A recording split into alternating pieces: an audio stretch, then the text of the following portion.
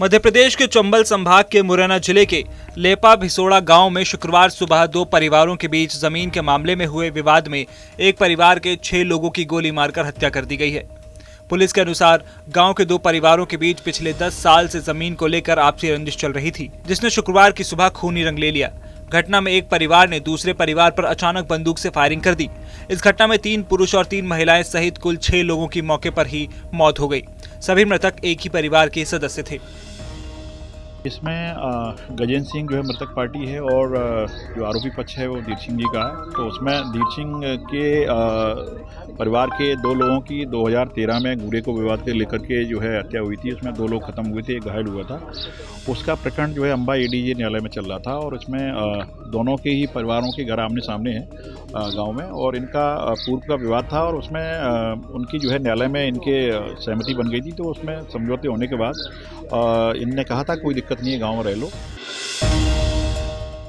मध्य प्रदेश में जैसे जैसे विधानसभा चुनाव की तारीख नजदीक आ रही है, वैसे वैसे प्रदेश बीजेपी की मुश्किलों को प्रदेश के सीनियर लीडर बढ़ा रहे हैं।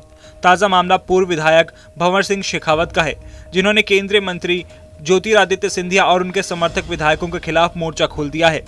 बीजेपी के पूर्व विधायक सत्यनारायण सत्तन के बाद अब भंवर सिंह शेखावत ने सिंधिया और उनके समर्थकों पर अपनी भड़ास निकाली है। भंवर सिंह शेखावत ने अपने बयान में कहा है कि सिंधिया के आने से भाजपा की जमीन खाली हो गई है, सिद्धांत छूट गए।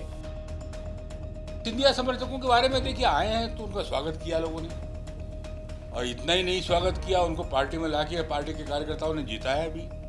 लेकिन उसके बाद जो स्थितियां बनी है पार्टी के अंदर, वो मन को पीड़ा देने वाली और दुख देने वाली है।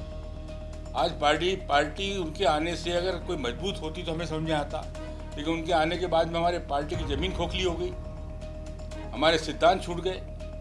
जिस सिद्धांत को लेकर हमने पार्टी का निर्माण किया था हमारे लोगों ने, आज वो उससे विरक्त हो गई, दूर हो गई। हमारे भारतीय जनता पार्टी के मंत्रियों पे हमने कभी इतने भ्रष्टाचार के आरोप नहीं सुने जो आज लग रहे ज्योतिरादित्य के साथ जो लोग आए उनके ऊपर। उन्होंने तो बजरंग दल के कार्यकर्ताओं ने कांग्रेस के खिलाफ मोर्चा खोलते हुए जिला कांग्रेस कार्यालय में जमकर तोड़फोड़ की। बजरंग दल की इस करतूत से जिला कांग्रेस के नेताओं ने पुलिस प्रशासन पर नाराजगी व्यक्त करते हुए कोतवाली थाने का घेराव कर दिया और तोड़फोड़ करने वाले आरोपियों के साथ दोषी पुलिस का अधिकारियों के खिलाफ कार्रवाई की मांग करते हुए जिला एसपी को अपनी शिकायत दर्ज कराई है। कांग्रेसियों की शिकायत पर पुलिस ने मामला दर्ज करते हुए कुछ लोगों को गिरफ्तार किया है।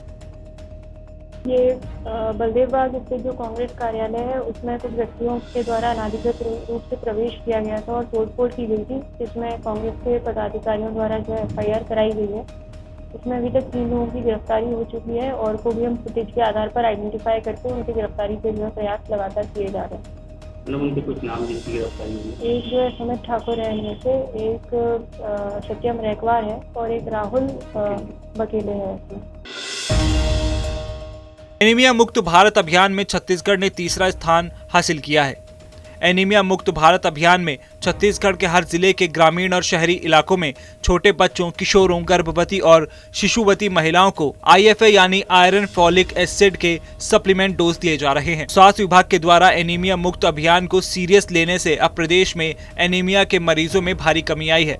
अब इस अभियान में सबसे ऊपर आंध्र प्रदेश और दूसरे स्थान पर महाराष्ट्र है। गौरतलब है कि एनीमिया मुक्त भारत अभियान के तहत 6 महीने से 19 साल तक के बच्चों और गर्भवती महिलाओं के साथ शिशुवती महिलाओं को IFA की खुराक दी जाती है। मध्य प्रदेश में इस वक्त बाबा बागेश्वर की कथा के लिए बालाघाट कलेक्टर ने जो आदेश जारी किया है वो चर्चाओं से ज्यादा विवादों में है।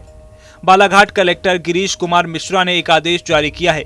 कलेक्टर महोदय ने तो जिले के सारे अधिकारियों को ही बाबा की कथा के लिए तैनात कर दिया है, जिसके चलते काफी विवाद चल रहा है। नेता प्रतिपक्ष गोविंद सिंह का कहना है कि जो आदेश नियम कायदे की धज्जियां उड़ाते हुए दिया है, मैं उनकी निंदा करता हूं। निजी कार्यक्रम में सरकारी धन और अधिकारियों का दुरुपयोग करना, ऐसे अधिकारियों की चेतावनी भी देता हूं। जब कांग्रेस सरकार आएगी उनको बता दिया जाएगा कि नौकरशाही कैसे की जाती है।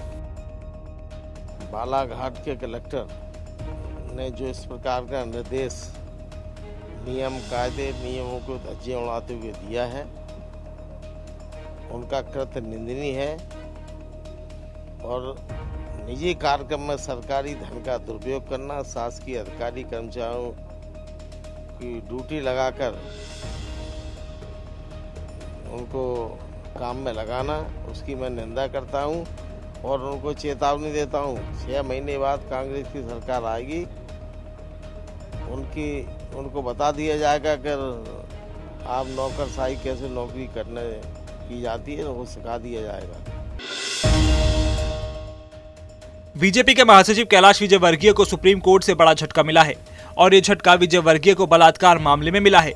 सुप्रीम कोर्ट ने मामला निचली अदालत को भेज दिया है और निर्देश दिया है कि इस मामले में नए सिरे से सुनवाई करने के बाद फैसला सुनाया जाए।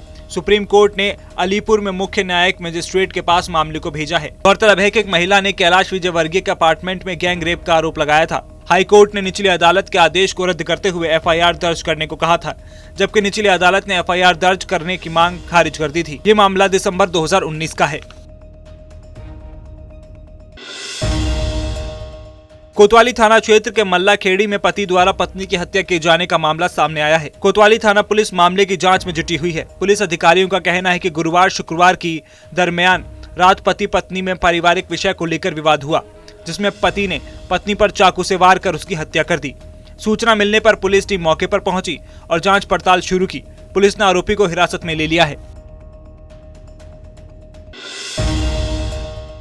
छोटे से गांव के सरकारी स्कूल में पढ़ा लिखा एक मजदूर का बेटा 9 मई को रविंद्रनाथ टैगोर जयंती के अवसर पर देश की संसद को संबोधित करेगा।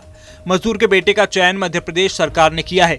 गौरतलब है कि रविंद्रनाथ टैगोर की जयंती के अवसर पर भारत सरकार द्वारा संसद भवन में आयोजित होने वाले कार्यक्रम में विभिन्न विषय पर वक्तव्य देने के लिए देश भर से 25 युवाओं का चयन किया गया है, जिसमें से 7 वक्ता रविंद्रनाथ टैगोर जी के जीवन दर्शन पर अपने विचार देश की प्रमुख हस्तियों के सामने रखेंगे। इन्हीं 7 युवाओं में से है खंडवा के मौसम सिंह राजपूत, जिसका चयन सरकार ने किया है।